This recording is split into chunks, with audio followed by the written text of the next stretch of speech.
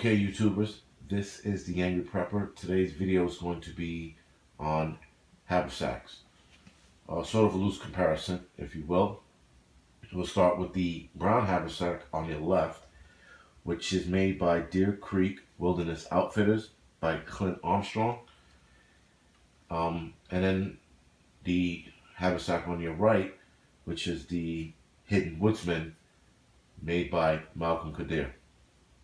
I like both haversacks, right? So the brown one by Clint, it's an old school oilcloth haversack. This thing, as you can see, is taking a beating and it's still going. The strength of this haversack, because not all haversacks are made the same, believe it or not, Clint's is a lot stronger. He does a double stitching on the edges, which gives it its strength. He does an X pattern square stitching on the strap to the bag, which gives it its strength to hold the bag and the weight. Now, I put some considerable weight in his bag, in his haversack, Clint's we're talking about, and it held up well. There was no stretching or tear, which I thought was interesting.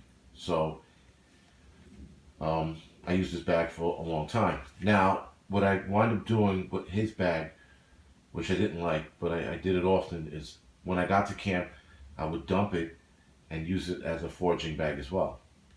The problem with that is now, once you put your gear back in it, you're going to get dirt and, some of the gear that you don't want dirt in. So now what I do is it's just primarily a foraging bag. I roll it up and I put it on the Hidden Woodsman haversack now. So the Hidden Woodsman haversack on your right is tan, as you can see, green straps. It's made out of Codera. The stitching on his bag is absolute. It's probably one of the best stitching jobs on a bag you're ever going to see. Malcolm's bag cost $80. Clint's cost $45. I'm not sure if he makes the brown anymore. I think he's doing a midnight blue, which he says looks more black than blue. But I haven't seen the brown one in a while on his site. The strong points to the Malcolm bag, the Hidden Woodsman's bag, is that it's almost indestructible. I mean, the stitching on it is phenomenal. I can't say any more about the stitching, just that it's a very good job on what he did. The buckles are strong. They're sturdy. They hold together well. They haven't come undone like some buckles I've had on other bags. They just snap out of place. Now I'm using Malcolm's bag for the Self-Reliance certification course, phase 1 and 2, because I don't need to carry that much gear, because they only ask you for 10 items. The 10 items fit comfortably in there. You can actually do an overnighter with both haversacks if you pack them right. So next I'm going to show you is the inside of both haversacks and show you what I have in them as of right now. Hold on. Okay, so now we're going to start with Clint's bag. This is the oilcloth haversack, and the inside is just what it is. Right, these are pieces of wood, cedar, that I found that I'm using as tinder. So I gathered that and I threw them in here. As you can see, I use it for gathering stuff in the forest, right, or the woods. Like this bag was built pretty well. I am pretty sure he didn't make this bag for this reason, but that's what I'm using it for. It does come with a second pocket in the inside, if you can see, right? And then the third is just here, but you put like a heavier item, so when you flip it over,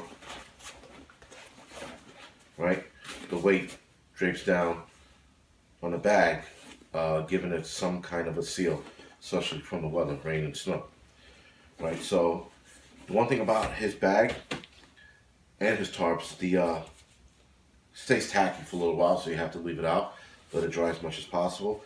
And the smell, which I've actually grown to like, stays with the bag for a long time. And every time I handle this bag, the smell and some of the oil gets on my hands. But big deal, right?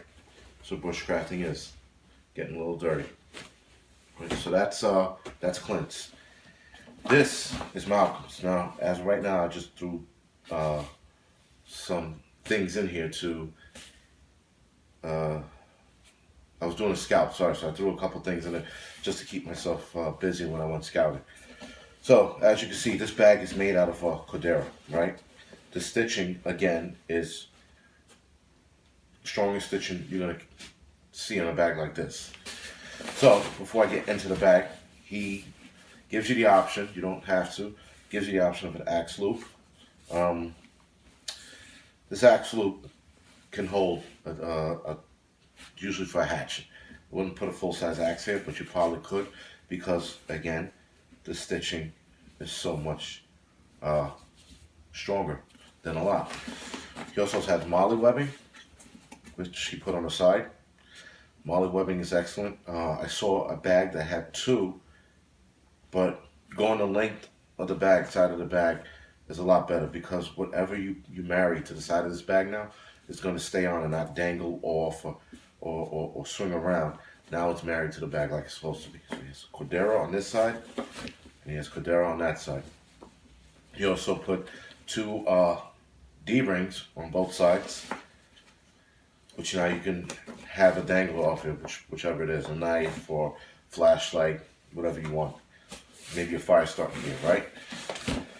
So, when you're ordering this bag, it's a fun process actually, because he will ask you what you want on the bag.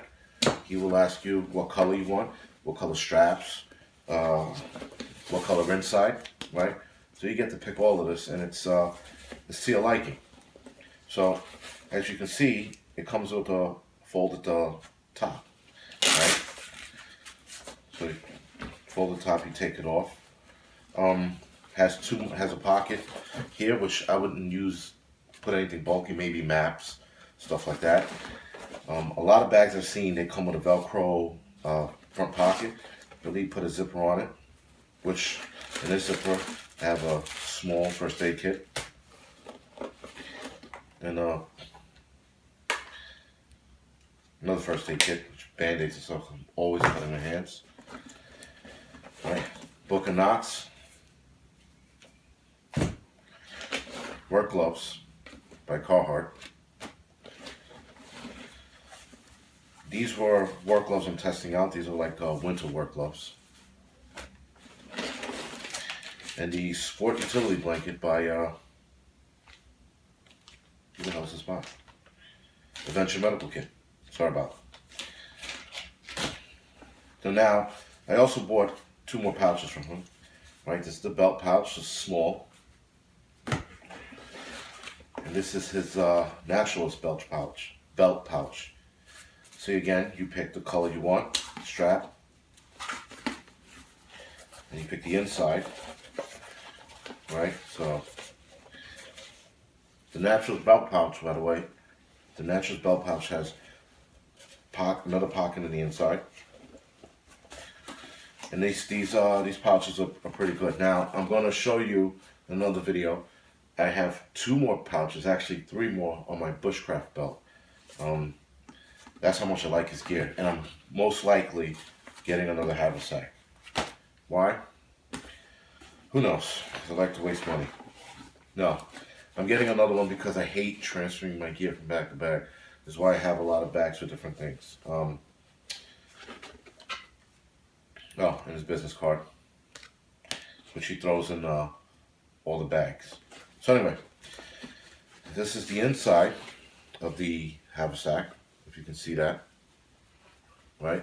And then it comes with another pocket. Here, this pocket, same thing. I wouldn't put anything too bulky in it.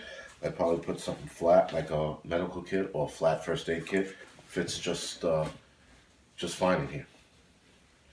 All right, guys. So here it is. It's